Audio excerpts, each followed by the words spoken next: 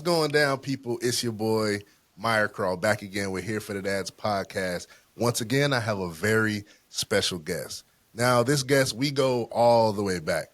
This dude was a big brother to me before he probably even knew it. He was a role model. He was a mentor. He was a lot of things. And just to put it in short, when I was younger, I used to think being smart wasn't cool. I thought athletic was cool, but that was about it. He was the guy that brought being smart is cool into my life without him even knowing. He's probably never even heard me say that before. But I'm going to pass this mic over to my big brother, D. Scott, and let him introduce himself and tell you everything he's got going on. What's going on today, baby? Man, thanks for having me. Everybody, thanks for having me, and I hope you guys enjoy this episode. I am Desmond Scott. I am a man of God, I am a husband, and I am a dad. Those are the important titles, things that I do for a living. I am a gym owner, I am a black male doula, and I do other things as well. But that's what the Lord's put me on this earth to do, is to service people through those avenues of husbandship, fatherhood, and gym owning.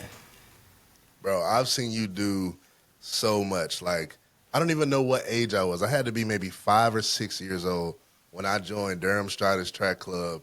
And I remember there was this one guy, all-around athlete. You probably did everything from hurdles to sprinting. I remember you had long hair. I think the day that I came, bro, you had your braids out and everything. So you had your hair out. You were kind of hard to miss, honestly. I was like, man, I want to be like that dude. And I remember Coach Tony was out there too, just having another black male figure coach. He always leaned into us. He was very strict, but he was very nice. He was gentle, but he was firm. And I watched the relationship between you two as I was running track. And then we went on into football. I went to Shepherd Middle School along with you, watching you in 6th grade before I could play football. I was like, man, this dude don't miss, bro. And I always loved the relationship between you two. And I followed you all the way through high school. Then I followed you as you opened up your gym and you started doing training. And I realized now you're into another transition as you moved away from training and body sculpting. You may still be doing that on the side, but now you're in this new field of being a male doula and a black male doula, something that a lot of people don't see already.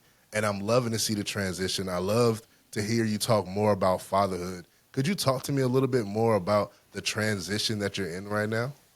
Yeah, man, I'm definitely in a different chapter of life. I think we go through these different phases. And the blessing behind going through it is that I'm aware that I'm going through it.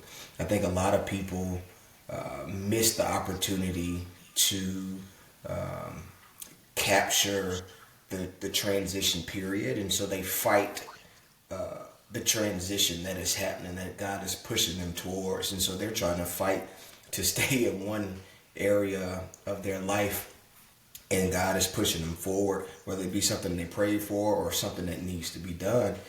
And I've been aware of the many transitions that have happened, whether I'm catching it live or sitting back and thinking like, oh, okay, that was a transitional period for me. And so where I am now, man, I started this transition in 2022, December the 23rd. That was the day my son was born. And for me, I've always told myself, or when people ask, what is your biggest fear? The response that I gave was not being the dad my dad was to me. Right? So on that day, it started for me, right? The new chapter of my life of being a daddy. And everything that I did went towards being the best father, in this order matters. Being the best husband I could be, and then being the best dad I could be. And we went on a journey figuring out what that looks like. And so much like I did before I got married, I went to the Bible to figure out, what does being a dad mean? What does the Lord want of me to be a dad? And then, of course, I didn't have to go far to find it in real life, because my dad did a phenomenal job. So every day it's how can I be the best version of myself so that he is seeing me in the best light possible. And so that's where I am right now. I actually apologized to my wife because we tried to find a nanny at the beginning stages of Harrison being a baby. And I apologized to her for even wanting to find a nanny because I am blessed enough, we are blessed enough to have a job where it's flexible and I have him all day long. So I go to the gym, I work in the mornings, my wife drops him off at 7, we leave the gym at 8 o'clock, and it's just him and I for the rest of the day. And many people don't have the opportunities to do it, let alone dads. And so, I know what I have here is very, very important for me and him. No, that is extremely important, and I think it's easy to kind of miss the opportunity that you're gonna have. Like, I know naturally you weren't trying to be malicious. You weren't like, I don't want to spend time with my son. You're just thinking, okay, I know this is gonna be different. I know this is gonna be Right. a lot on the family, and you're looking for flexibility, and you're probably looking to help both of you guys as you transition into this new life of being a father and a mother together. But I'm glad that you got to take hold of realizing how much time you're going to be able to spend with him and be intentional about it and invest in it. What Right. was what was it like for you, like navigating the new challenges, especially for I think a male who may not have as many other male friends who may be in the same position as you, with being able to spend that much time with your son? That's a good question. I'm going to start somewhere else, and I think I can work my way into answering the question. Um, so I had a couple people who had kids before me. My homeboy, Harrison, Yeah, in my other particular. role model. And we had conversations, as his son was born and as they're navigating. And he talked about the many challenges that were presented. And for me, I was able to go into it understanding that these may arise. And so for me, I don't think there's anything that anybody can tell you to prepare you for being a husband or being a dad. I just think you got to go in there and experience it. Yeah, yeah. But I was aware of the possibilities. And give me your question again so I can make sure I answer it. Yeah, no, I just know there's not a lot of fathers who get to spend as much time as you do right now with your son, and I think it comes with more challenges than just working a 9 to 5 and coming home. How Yeah. have you navigated those challenges, and maybe talk about one or two of them? So, of the potential challenges that could come, I went in trying to fix them before they even came up, right? And so I find myself, with all the time that I'm spending with Harrison, my son Harrison, that is, with trying to navigate, and this is something that hit me this morning, trying to navigate how my wife may possibly feel with the amount of time that I spend with him, right? I'm doing a whole lot, right? I'm doing a whole lot of everything. And so the challenges that come doesn't necessarily happen from the me and him side. And I'm not really even calling these challenges, but this is me being a husband first, figuring out how I can nip in the bud or mitigate any things that my wife may feel that she may talk about or she may not bring up. Yeah, So yeah, she drops him off at 7. She's not getting home till 5:36, and so we're putting him to bed at 7:30. So there's a very short period of time that she's getting to spend with him. So the challenges that I try to knock out, like I'm washing dishes, right? At least I try to. I don't Right, do it all right, the right. time. She still washes majority of the dishes. I got But I know, like, if there's dishes in the sink and she's coming home, let me try to knock these out so she's not even having to worry about any of this. She can literally spend these last hours with him doing whatever they want to do. Right? So I think that is the biggest things, right? Really ensuring that my wife is 100% comfortable. Because it's very easy to feel like, I think, very easy to feel like, oh, I'm not really doing much. yeah. What is my role now? Or, babe, it's big. Your role is huge. If you Absolutely. watch this or listen to this, it is huge. Like, we both are ecstatic when she comes home. But me trying to be the best husband I can be, it's trying to dwindle the amount of stress and things that she has to do on a daily basis.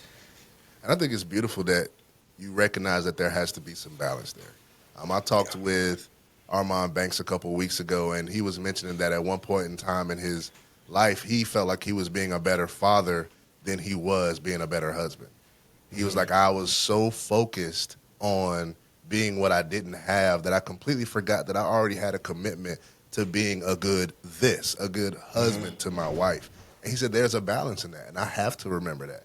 And it's going to take a lot out of you, and sometimes you got to communicate your way through that. But if you don't think about how valuable having some type of balance is, you're going to lose it. And before you know it, y'all going to be having a conversation that you don't want to have. And what I do love is that there's been some maybe more of a role switch that you may see in some other households, but you guys are able to make that work. And you didn't forget, Yeah, I like, mean, okay, I think as a husband, bro, your leadership capabilities have to be out of this world. yep, Because the description of the leader that you got to be yesterday, today, and tomorrow may change. And so leading in my household looks different every single day. Leading may be washing dishes. Leading may be allowing her to wash dishes because that's what she needs to do. So it looks different, and I feel the brunt of the puzzles in my head, right? Okay, if I do this, how is it going to affect the household? Okay, well, let me not do it this way. I'm gonna do it this way. yeah, And even though I had Harrison all day and I'm tired, well, she worked all day. Go wash them dishes, bro. yeah. I'm gonna go Come wash on. the dishes. I'm a do any and everything. And sometimes we might get what some people may call the short end of the stick. But if my household is running and working the way that it's supposed to, suck it up, Des. You're gonna be fine. Yes. You've done harder things.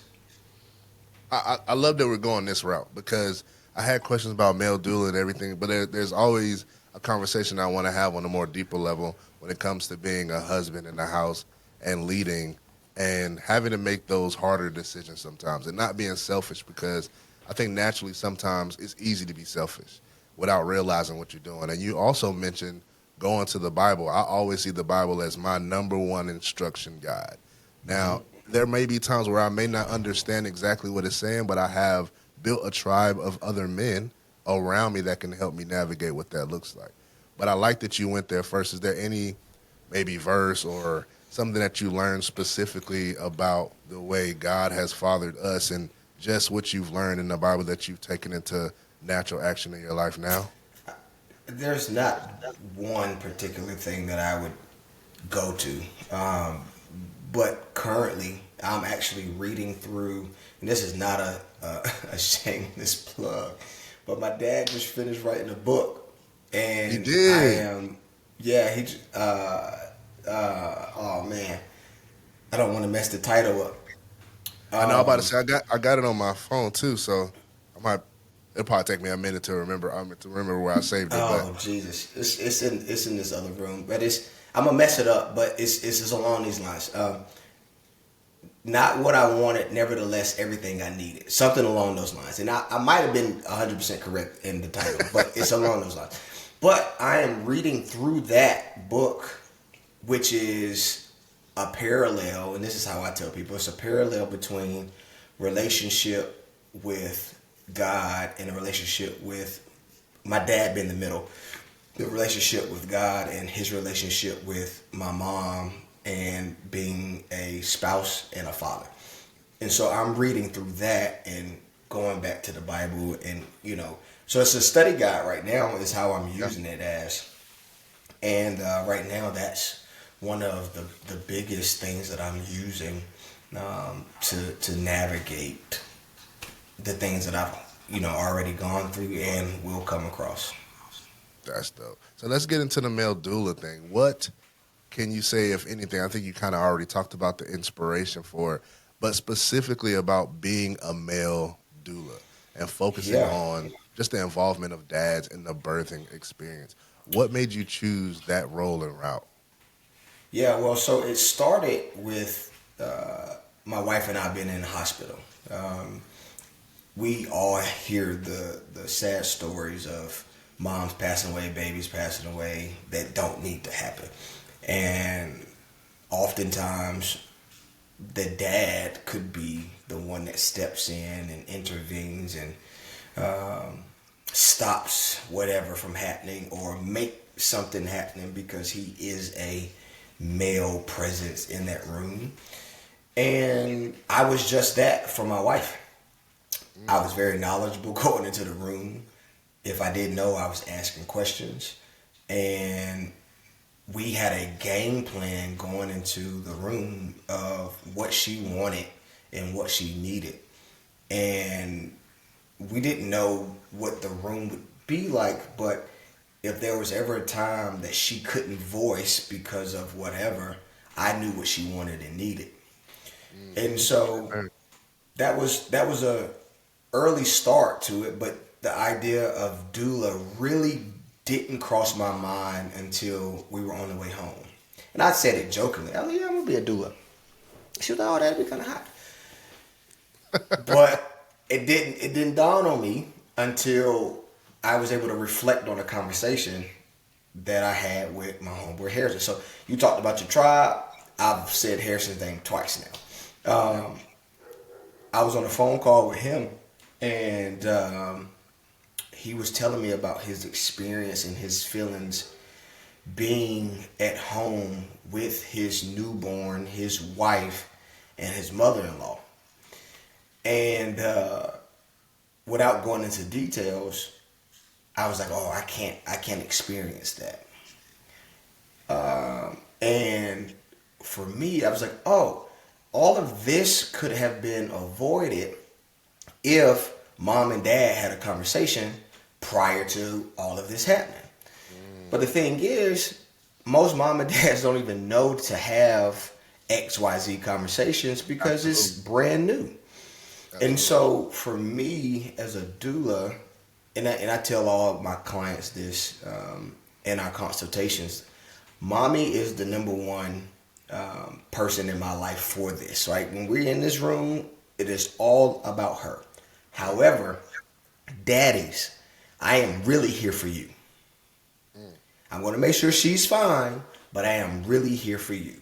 If I can teach you everything I know, if I can start conversations between you guys that you didn't know you needed to have, I've done my job, right? Because going into the labor and delivery room, if I'm able to sit in a chair and let the daddy do what I would normally do, I've won.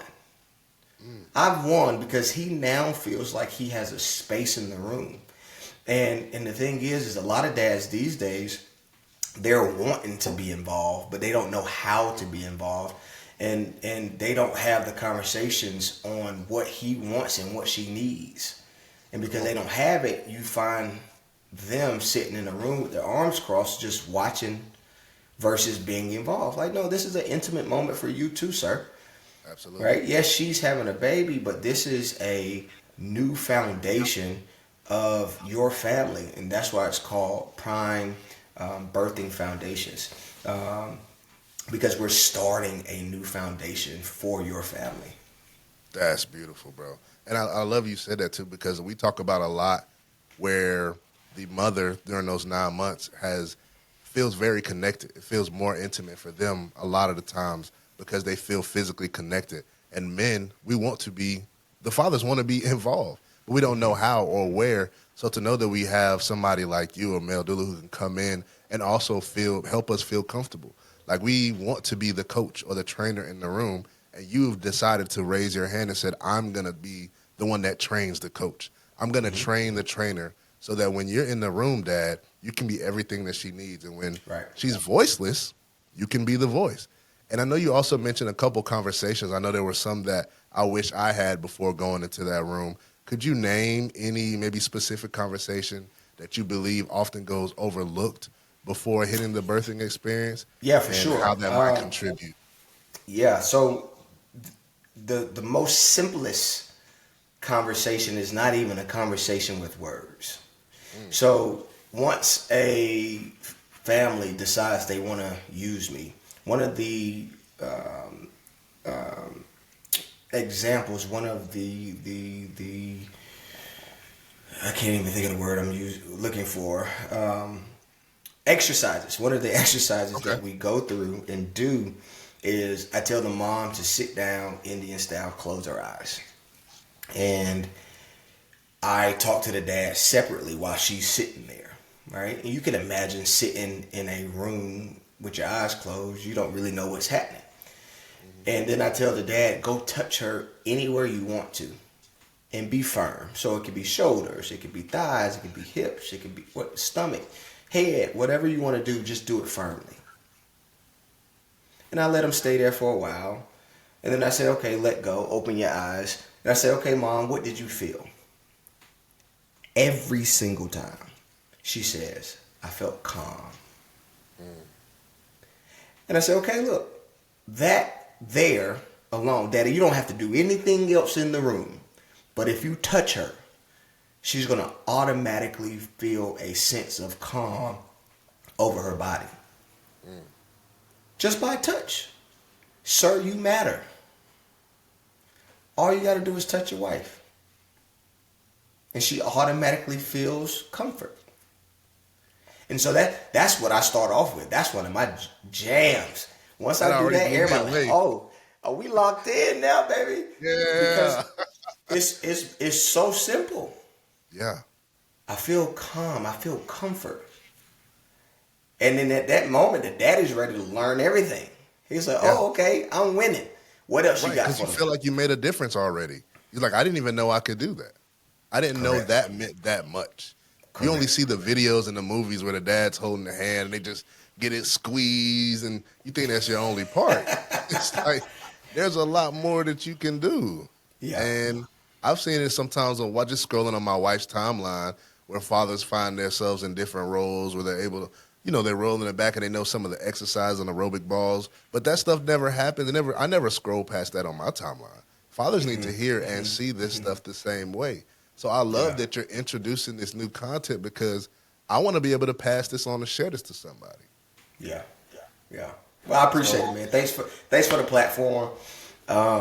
This is actually the year that I'm trying to figure it out. Because I'm still doing the gym stuff. The gym is how I make my living, and we're getting the gym to a space where it's just running. Right, we're 24 hours now, and so I'm there 3-4 hours a day, and I'm gone. So the gym is really getting to that place where I can start focusing on being that male doula at a high level, and so the fact that we're doing this is pushing me even faster. To start making content and things like this because it does matter. You're absolutely right.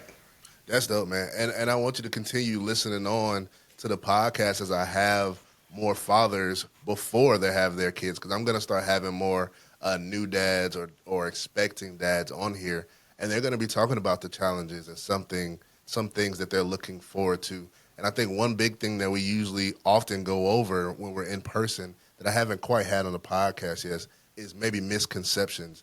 Have you heard or do you know of any common misconceptions or challenges that dad face during pregnancy and childbirth? that often may need to get addressed. I know for me, one of the Yeah. misconceptions that I had was that I couldn't really do anything until it was time to push. Yeah. So are we talking about birth here, or are we talking about after birth? Let's do both. Let's start with birth, and then let's go after birth because that's good. Yeah. So the birth. Yeah. You don't know what you don't know, and when the doctors and nurses get in there and they start throwing around words like station and +1 and +2 and 0 and -3 and all these things, and you just like, bro, Yeah. what? I'm already feel like what? I'm like, oh, you're giving me PTSD. Yeah, you like, yo, like, what? And you can be knowledgeable of everything they say in there, right? And so, because most dads don't know, right? They don't. It's like somebody coding in front of you, and you're trying to read what's happening. Yeah, yeah, Well, I'm gonna give you the information, right? So, or he doesn't have a voice because he's the one that's not having the baby. Y'all are one, or yeah. y'all should be. I mean, sometimes it doesn't happen that way, but y'all should Right, be, right? If we're right. You married, can we're still be on the now same one. team. You can still be on the same team in the birthing room, at least. Exactly, right? And so, y'all can speak for one another. Y'all can speak for one another. I think that's the biggest one, man, is that he doesn't have a voice. He doesn't have a voice. As a matter of fact, man, I had a conversation with one of my clients at the gym, and we were talking about does he have, he being the father, the voice or the authority to make said decision in this room? Yeah, he does.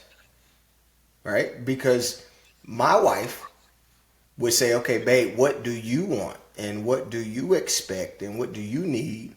Even if she has other thoughts and opinions about it. 9 times out of 10, my wife is probably going to go with whatever I said.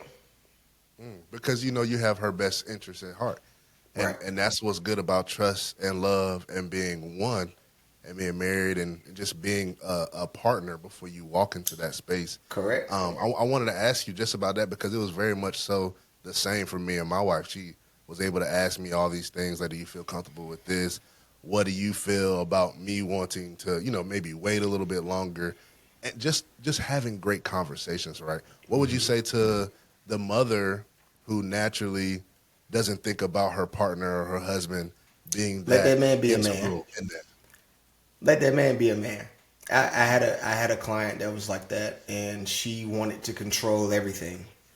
I said, first of all, you got a man that is wanting to be your man and wanting to be a daddy. You got a whole lot of men that's not wanting to do that. And because he is wanting to do those things, let him do that. And she thanked me, and she did. Because, this is no jab at her or any other woman, but they've had to do for themselves for so long. Yeah. That when a man does finally come in, a lot of times they are still defensive and blocking him from his natural manhood and emasculating him on accident. Right. Because she's had to be a strong woman for so long. I can do it. Well, we know you can do it, but he's wanting to do it. Yeah. And not only is he wanting to do it, he's doing it willingly and happily. And so let that man be a man. If he showed you enough for you to marry him, trust him with everything else. Bro, that's good. Trust him with everything else. I felt that for real. And I didn't have that experience in the beginning, but I think unconsciously it started to happen after we had our first child me and my wife had to have a conversation, and it was more so like, hey, I feel like all the parenting is being stolen from me. Like I feel like as mom comes in and your sister comes in and they're helping and they're learning how to swaddle and they're doing all these different things to help our child, and my son is already spending this much time with you getting fed. I still don't know what my role is. Like, I very much so want to be a father. I don't know what to do. Force me to do something. I don't know if maybe she didn't feel comfortable or she just didn't think about it. And I think naturally that's probably what happened. Right. But force that man to be the father that he wants to be. Let him do his research. Let him put his hands on his baby. Like, that's good stuff, bro. Yeah, it's good, man. I hear stories, dude, of men not doing. Harrison, that's my third time bringing him up. Harrison was like, Des, he was like, your job is to keep your wife alive, and her job is to keep the baby alive for the first 6 months. Right? So I was like, okay, cool. I got to keep Lauren alive. What does that mean? Yeah. And so this is, I talk about this in consultations too. Postpartum depression is a hormonal thing, right? It is hormonal 100%, right? And I don't want anybody that's listening to this to think I'm saying otherwise. Postpartum depression is hormonal. However, I 100% believe that as the husband and the father, you can help keep that down.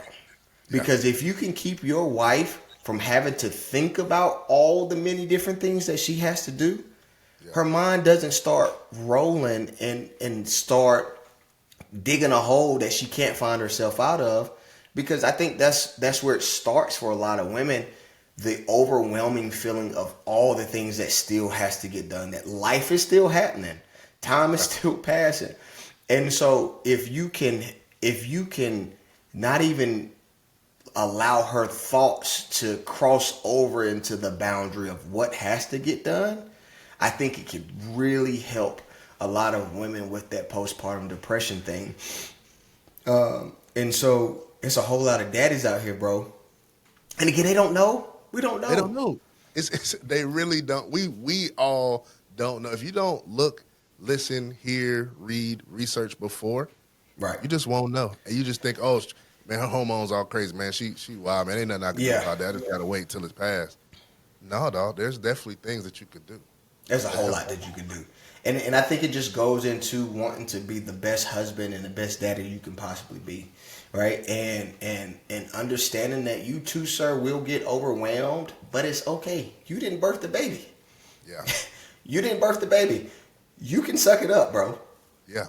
And I have a lot of moments like that where I'm like, bro, I know she just knows I had this boy all day. Okay. And she comes to home and starts talking about work or something. And I'm like, all right, you good, Des. Now that doesn't mean men let your emotions suppress your emotions. No. Yeah. Y'all need to have conversations like if it gets to that point. But there's a lot of things that I let it roll off, because God made us strong enough for that to happen. And I truly believe that my role as the head of this house is to be strong. Yeah. To be strong. And that strong may be emotionally strong, intelligently strong, physically strong. But again, like I said earlier, my leadership looks different yesterday than it does today, and then it will tomorrow. And if you can't be emotionally and intelligently aware of self, that'll be difficult. Yeah. Right? That'll be difficult. But I just think that's my job. And how I carry myself in that sense is different than what my dad did and does. It ain't the same. And I think he was a great example, but I think he could have been better in this role. And at the end of the day, that's what we want for our kids, to be better. Absolutely. You Want know? the grasshopper to be better than sensei.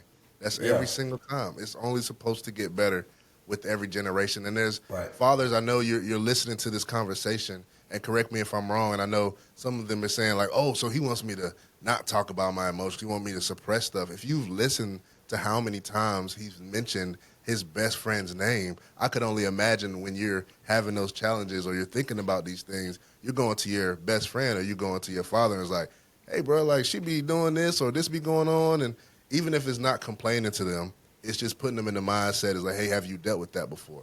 Okay, Correct. so yeah, I can man up in this area. I can switch it up in this spot. I can be a little bit stronger, or maybe I can have this conversation with my wife. So it doesn't mean suppress it. It just means that conversation that you're having with somebody in your tribe is your exercise. That is your proactiveness. That is your iron sharpening iron to be the best leader that you could be in your household. Yeah, and if you think about it, man, if you look in the Bible and see how many times Jesus had to navigate a situation that you wouldn't navigate it that way, it's the same thing, right? Like Yeah.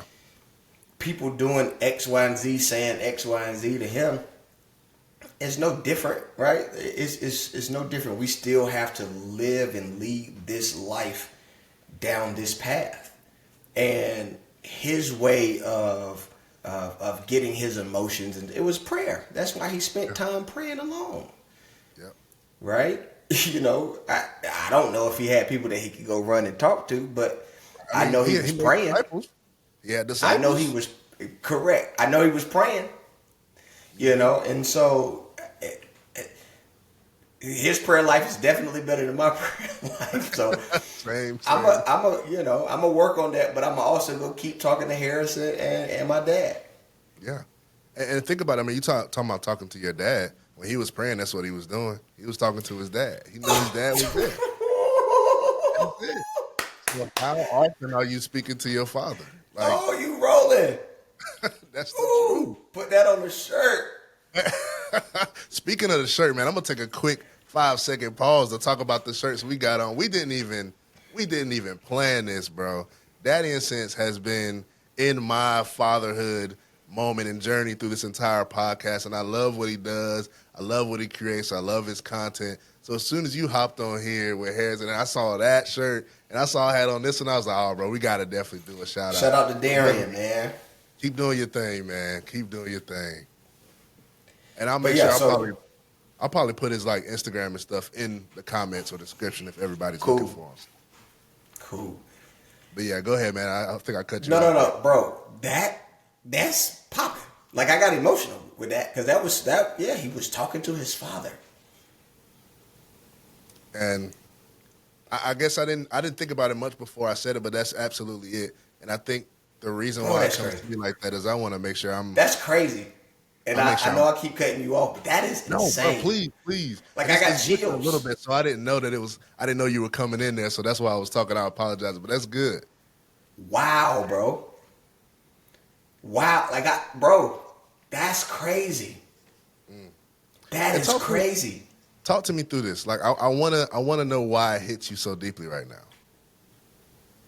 Well, number one, bad people don't have their father to talk to, so that's a thing, right?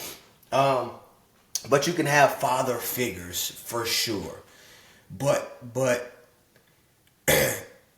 the what you just said was so powerful. How the podcast we're doing, the Talks with the Father, the podcast that me and my daddy started, Talks with the Father. I didn't even think about that. That's crazy.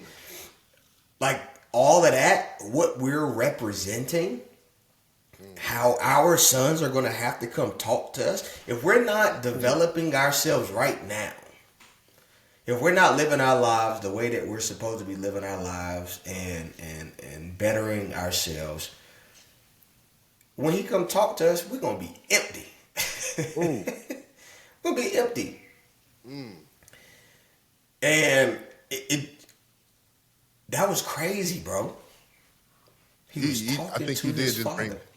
you just brought me in. Like at first, I think I just kind of glimpsed over what happened, but I think you just put me into that space, and I feel He that was now. talking to his father. I'm just gonna let That's that crazy. marinate for real. Yeah, That's crazy. That's crazy. I could only imagine if I had a God that wasn't omnipresent, where I couldn't reach out and talk to him, where if I prayed to him, he didn't answer, and I think there is a lot of sons and daughters who feel that, who don't have that earthly father there, like they literally yearn just to hear his voice. And I think that's truly why I don't understand why us who are physically here can make a decision to not be there. Now I understand there's some fathers in different positions and stuff like that, but we're not talking about that. Yeah. I'm in a space now where I yearn for it from my dad now more than I ever did. Right? You take for granted what you got. Right? So my dad's been in my life my whole life. I've never not had him, never not known to know what it feels like to be without him. But now being a father, but also understanding that my dad is getting older. He's going to be gone one day. That feeling is real, and it also pushes me to continue to want to be the best daddy I can be, because I hope my son outlives me. But if he doesn't, everything that he gets between this date and that time, I gotta fill him up the best way I can. And whatever talks those are, they're gonna be talks with great information that is very valuable and biblically sound. And that's good, because, I mean, not to make this cheesy, but I think about in Black Panther, in the first one, when his dad passed away and he didn't feel like he was ready. You remember, he went into Wakanda heaven or whatever, right? And he was like talking to his dad, I can't believe you left me here, and having all these very frustrated conversations. And he was like, did I not prepare you? Like, did I not prepare you for me to be gone? I put everything I could into you. I invested into you. Because the honesty is that we don't know when we're going to leave. But we do know that we have to be intentional with the time that we do have. Yeah. So, I mean, that definitely does make sense. And just being vulnerable here, because something that's playing in the back of my head is, right now, talking about yearning for your father and more than you ever have, and just wanting to talk to him and build perspective. I don't know if my dad knows how bad or how much I want our relationship to grow. Mm-hmm. Like, we don't really have a verbal communication much. We don't talk much, and I constantly think about, maybe he just doesn't know, or at first it was, I don't think he cares. And then I started building a little bit more perspective, and I realized that my father's father was taken away from him at a younger age. So he navigated all of being a husband and having a family and having kids by himself without somebody else. He had friends, but he didn't have his father during that time. I never met my grandfather. So I've paused to talk about that, because I'm wondering, do I need to take the next step? It's your responsibility. Okay. Yep. Okay. It's yours. Because he's not going to change, bro. He 50, 60 years old. He's not changing. He is stuck in his ways. It is now your responsibility. Yep. Yeah. It is on you. And it's okay. And, same thing with me and my dad. Upset. Go ahead. You said you're not upset, and nor should you be. Yeah. Same thing happened with my father and I, in a sense, right? So, I caution dads that are the trainer and everything else in their son's life. I'll start there. my dad and I's relationship up until I was 18, right? And at this point, I'm now going into college. Up until I was 18 was sports, right? Sunday through Saturday, we trained and we participated in a sport. So if I was mad at him on the track or the football field, I was mad at him at home. So there was no separation for me of daddy and coach. You was my coach my whole life. You just so happened to be my daddy, right? And so that was our relationship between when he started training me until I was 18. That was my coach. Yeah, that was my daddy. But in my mind, if I was mad at you, it was probably because something you did or said to me on the field. Then I go home where you're dad again, but I'm still mad, bro, because you just killed me out here on this track. Yeah. Like, you know. And so it took I was out of college. I think I had graduated at this point. It took for my dad to go through a point of little depression. He was getting to a point where he couldn't move like he used to move, right? He wanted to go climb up the ladder and clean out the gutters.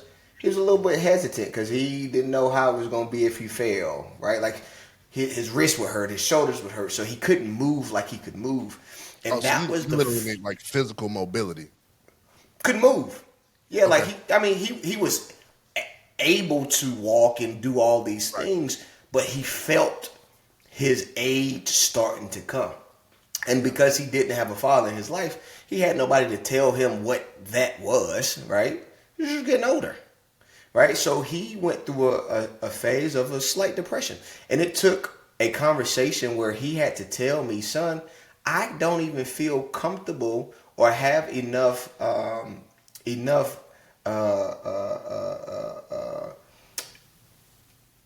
assurance that if I call you, you're going to actually come through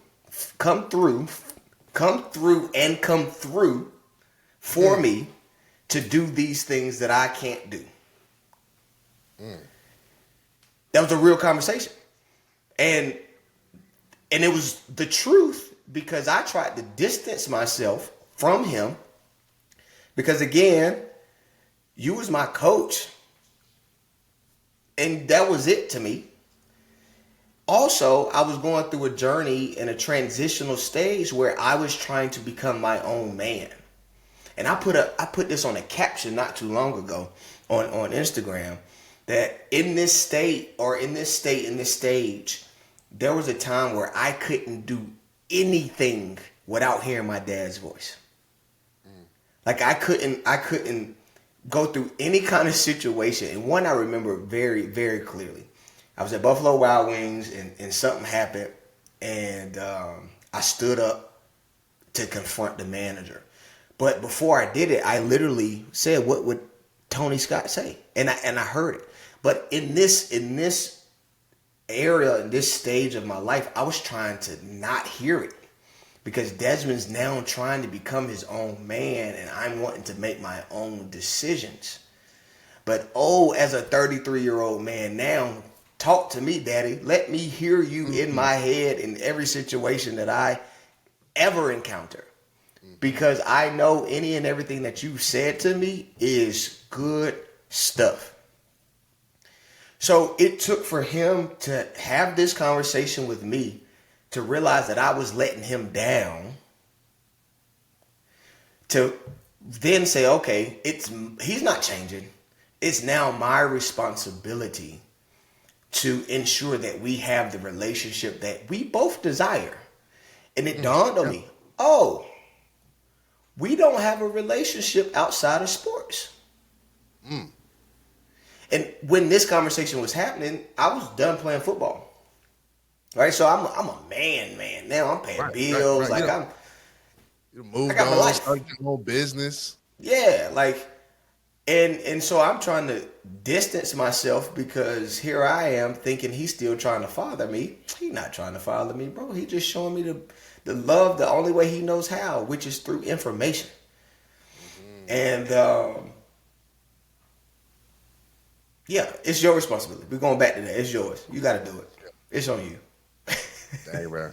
See, bro, we ain't even talked in a while. You are still very much that mentor and big brother that I need, and that's For why sure. having these conversations is so good, because a lot of times I was like, why I got to do it? Like, why do I have to be the one? And like I said, I wasn't upset. At first I was confused. At first I was upset, and then I was confused as to why. And then I just went into a pause, like, I guess it is what it is. But I don't have to leave it there. Like, this is a chance for a decision to be made. And sometimes I think about what would that conversation look like and how does it have to be. But the same way you reach out to your best friend Harrison and have these conversations, and you move on to be the bigger man, the bigger leader, and you have to make a decision, because that's what manning up, or whatever you want to call it, looks like. That's the decision I'm going to have to make. And whatever it shakes out to be, it's going Ain't to gonna shake love out to it. be. Your dad's gonna love it. He's gonna love it. He's gonna appreciate it. He might not say it, but he's gonna appreciate it. He's definitely gonna appreciate it. Because I mean, he's still your dad. He wants the best for you. Yeah. Right? And you taking a step that he couldn't take, that's the best for you. He's gonna love it. Bro, that's good. I don't think we have to stretch or go search for anything else in this conversation. I think we landed more coins, and I think probably more than some people could fully digest. Like, they're going to probably have to go back through this episode, because there's so much and so many things that you said where I was thinking about the Bible or my relationship with God, and just the conversation we were having about, now I got the chills, just the conversation we were having about fathers. And we're going to have to do this again, bro. We're going to have to do this again, I We think. can definitely do it. My schedule's just crazy, so forgive me. Oh, bro, But we can no definitely do worries. it. And if I got to come down there, I will come down there. We can do this in person. Pull up. We can do it live. Ooh, don't play now. We can Don't do play it with me live. now. Okay. We can do it live. Matter. We can do it live. We can do it live. We can do it live. We could have guests, and it'll be daddies. It could be a doula. Yeah, we can do it live. Don't worry about it. We can do it live. Just let me know when, and we can do it live. Say less. Well, I got one more question. My producer just sent it in, and then we'll kind of close things up. But it says, as a male doula, have you encountered any unique challenges, and how do you and how do you work break? Let me read it one more time. As a male doula, have you encountered any unique challenges, and how do you do that when you break down? Oh, I think I understand what they're trying to say. Talking about as a male doula, being a black male doula, have you ever had any stereotype challenges or preconceptions with you walking into the room with both doulas being women? Have you had any challenges like that? No, man, they love me, bro. Bro, thank you for No. keeping it real. Man, Keeping no, it bro. real. Listen, 95% of the time, this is how it goes. I walk into the hospital. I'm downstairs. I got to check in. And the front desk person is most of the time is a woman, right? Whether black or white, it doesn't matter. And I say, hey, my name is Desmond Scott. I am the doula of such and such. And they say, excuse me? I say, yeah, I'm the doula of such and such. And then they call upstairs and say, hey, the doula for such and such is here, and it's a man. And by the response of the person that's in front of me, I know that the person that's upstairs is like, what? Yep, it's a man. Like, that's how the conversation goes every single time. And then I go upstairs. I kid you not. There's a group of women, because they're all nurses, right? Yep. Literally waiting for me to walk through the door. They want to And see. like, They oh wanna my God, see I think this is so cool. Like, I've never seen a male doula da. We got to connect you with this person. We got to connect you with this person. Like, Wow. bro, love. And so, I've had both male and female labor and delivery doctors, and they all give me the space to do my job. They probably give me more space than what I really actually need, and what most doulas actually get. But I think because I take up so much space, they give me more space, right? And then what's so crazy is then now you have more males. I can't say more. The same amount of males in the room than you would normally have of nurses and the doctor. That's right? true. Because now you got me and you got the daddy. Yeah, that's true. So we in this joint too. Hey. Now I help deliver for white folks and Hispanics and all this, but everybody I've delivered for is black. But so now you got two black men in this room and navigating the space for this one woman. First of all, think about how she feels. She feels amazing. Yes. She feels amazing. More protected, more comfortable. She's in a space now where she's normally navigated before. Everybody, there's a couple more people in here that look like me who probably care a little bit more. And I don't mean to say that they don't care, but I'm just saying they know. She in a space where she chilling. She's I got my husband right here. I got my doula right here. And so the way that I like for my clients to be to me is that she's trained with me for however long, right? At least 9 months. Now, granted, I've had some that come in and they're already pregnant, but I know that the women that I currently train at some point are going to get pregnant. So I've either trained you for the last 3 years and you get pregnant, or you come in at the top of your pregnancy and get pregnant. So we already have a relationship. So you already know me, I know you. So we good. So you got your husband over here, and then you got your homeboy over here, and your doula, and as your trainer. She good. And we already know the birthing plan. She just going through contractions. She ain't got to worry about, them giving medicine if she don't want medicine. She ain't got to worry about nothing because Desmond knows the birthing plan. The husband knows the birthing plan. Desmond's going to make sure that the husband doesn't get tired of massaging your back. If he does, Desmond's stepping in. She chilling. And so now in the room. And we don't even got to go into this part, but also because you're the trainer right after, and she's like, okay, I'm ready to snap back. But I want somebody who cares and knows that I just had this huge time in my life where I had to either have a C-section or whatever. You also know how to navigate around that. You're like, okay, we're not going to do this too much. I'm going to change the plan around like that. Yeah. Oh, bro, I didn't think about all this. So this is why I got into the business. Well, one of the reasons why, because it made business sense. Yeah. Tell the people how they can find you. How can the people get your services, and how can they find you? Yeah, man, y'all can find me in person at the gym, 3738 Durham Chapel Hill Boulevard.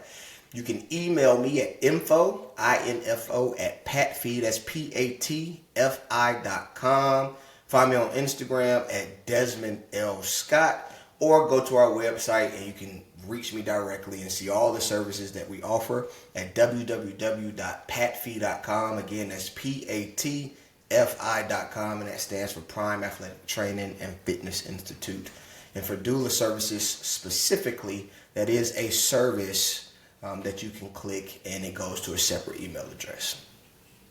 Man, awesome. And for you all out there who are looking for me, I'm going to be at Maker's Craft Brewery in Norfolk, Virginia on February 20th. That's a Tuesday. You can find me if you want to have more fatherhood conversations. We're going to have an event called Be a Dad, Bring a Dad. Now, that could be you could be a dad and come, or you might not be a dad and you just want to bring one. Come out there. Let's have a conversation about challenges. Let's meet dads in our community, and that starts at 6 p.m. If you want to join our live podcast audience, that's going to take place in the Cigar Lounge at Maker's Craft Brewery at 5 p.m. We love you guys. And Des, thank you for coming here with me today, man. This was amazing. Way deeper than I even expected. I know we're going to have so many more conversations coming soon, and I can't wait until we do this again, bro. I love you, man. Man, thanks for having me, brother. I love you, too. Thank you for watching. You just listened to Here for the Dads podcast with Myer Krah. I am so grateful that you're here. But if you're new to this space, what I need you to do is slow down and subscribe, share, review, or rate. Whatever you can to help me out, because I'm on a journey to create a space for existing fathers and new fathers that's going to allow them to be a little bit more confident and a little bit more efficient at what they're doing. Thank you.